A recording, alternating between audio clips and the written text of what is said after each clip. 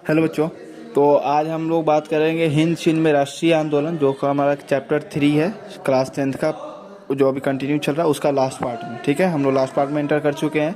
तो आज हम लोग इसमें पढ़ेंगे वियतनामी गृह युद्ध, जो हम लोग पढ़ रहे थे हिंद चीन में, उसमें अमेरिका का रोल पढ़ रहे थे। उसमें अमेरिका का, उसको आगे कंटिन्यू करते हैं। ठीक है, तो उसमें अमेरिका और क्या किया, तो 1956 में क्या किया, वियतनाम को एकीकरण कर दिया गया, पूरे वियतनाम को, अमेरिका के हस्तक्षेप के बाद। ठीक है, 1961 में सितंबर में शांति के को क्या खतरा के नाम से श्वेत पत्र जारी कर दिया गया वियतनाम में, और हो ची मिन सरकार को इस युद्ध की क्या कर दी गई, जिम्मेदार ठहरा दी गई। ठीक है, उसके बाद रासायनिक हथियार को, इसमें एक टर्म आता है रासायनिक हथियार और एजेंट ऑरेंज। ठीक है, इसमें बोर्ड पे काफ़ी बार क्वेश्चन पूछ चुका है लघुत्तरीय में।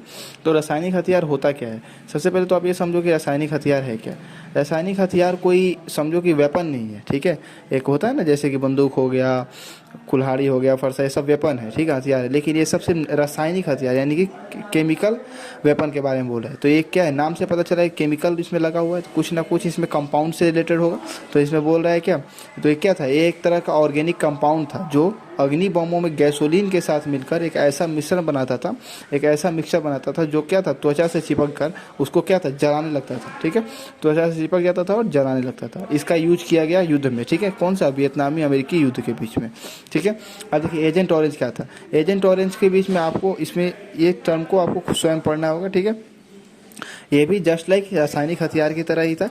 इसको आपको SW में है, खुद से करना है, पेज नंबर 61 से, बुक से। ठीक है, उसके बाद देखिए 1968 में जब ये घटना हो गई, कौन सी, रासायनिक हथियार, जब ये युद्ध हुआ और रासायनिक हथियार का यूज किया गया, तो 1968 में पेरिस में शांति वार्ता हुआ।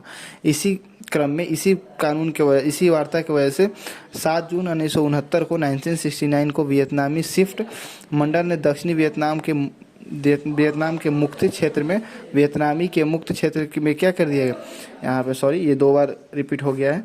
ठीक है, वियतनाम के मुक्ति क्षेत्र में क्या था, वियतकांग के सरकार की गठन की घोषणा कर दी। ठीक है, अब देखिए 24 अक्टूबर 1972 को वियतकांग के उत्तरी वियतनाम और क्या था, अमेरिका और दक्षिण अमेरिका में समझौता तय हो गया, और 27 फरवरी 1973 को पेरिस में वियतनामी समझौता समाप्ति के दौर पर क्या क्या हस्ताक्षर हो गया कि हाँ अब ये युद्ध नहीं होगा, अब युद्ध को क्या करते हैं हम लोग कि समाप्त करते हैं। ठीक है, इस पर समझौता कब हुआ था, ये क्वेश्चन पूछता है कभी कभी बोर्ड में कि पेरिस में जो शांति वार्ता हुआ था उसमें युद्ध समाप्ति के लिए समझौता कब हुआ था, तो आपको उसमें जवाब देना होता है 27 फरवरी 1973।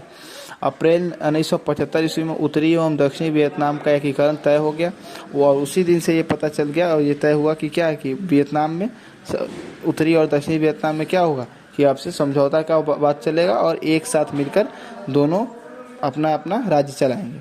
युद्ध में लगभग, इस युद्ध में जो अमेरिका और वियतनाम के बीच जो युद्ध हुआ था उसमें 9,855 अमेरिकी डॉलर, समझो इतना करोड़ डॉलर का क्या हुआ था, खर्च हुआ था, और ये अमेरिकी डॉलर का बात है। ठीक है, सोचो किस लेवल पे, आप सोच सकते हो किस लेवल पे ये युद्ध लड़ा गया था और कितना इसमें क्या हुआ था, नुकसान हुआ था। इसमें 56,000 से अधिक सैनिक मारे गए थे। ठीक है, और 3 लाख से अधिक सैनिक क्या हुए थे, घायल हुए थे, और दक्षिणी वियतनाम के 18,000 सैनिक इसमें मारे गए थे। उस समय अमेरिका उतना पावरफुल नहीं हुआ करता था जितना आज है, तो उसमें उसके अमेरिका का नुकसान ज़्यादा हो गया। वैसे भी हम बोलते हैं ना कि अगर कोई स्ट्रॉन्ग कोई अगर वीक से टकराता है तो दोनों का नुकसान होता है। ठीक है, लेकिन उस समय क्या था कि जो उस समय वियतनाम बहुत स्ट्रॉन्ग था, तो अमेरिका का नुकसान ज़्यादा हो गया और वियतनाम का कम हुआ।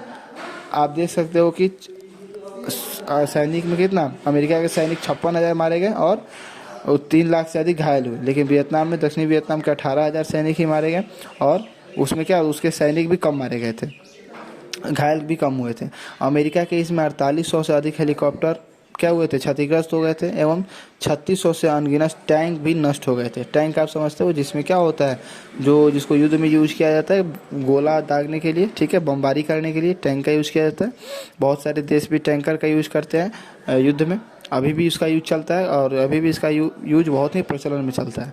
अब आता है एक टर्म माइली गाँव की घटना। ठीक है, माइली गांव की घटना बहुत बार पूछ चुका है लघुत्तरीय क्वेश्चन में लिखने के लिए, तो इसको भी आप VBI इंपॉर्टेंट मार सकते हो। ठीक है, और ये बहुत बार पूछ चुका है किसमें, लघुत्तरीय क्वेश्चन में, कि माइली गांव की घटना क्या है, समझाइए।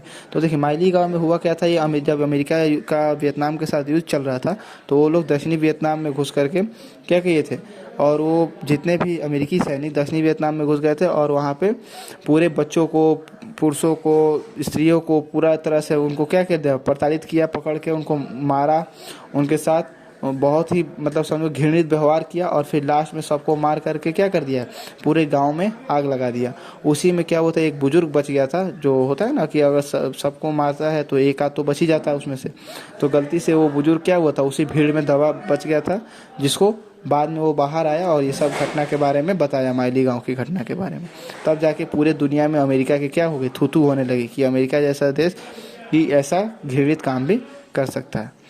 तो ये रहा आपका हिंद चीन में राष्ट्रीय आंदोलन का पूरा टॉपिक, जो कि आपको आई थिंक पूरा वीडियो आपको मिल चुका होगा और पूरा नोट्स भी आपने कंप्लीट कर लिया होगा।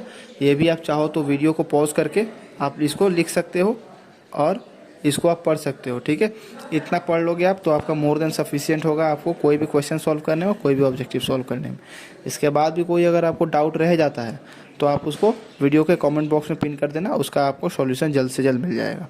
तब तक के लिए पढ़ते रहिए, धन्यवाद।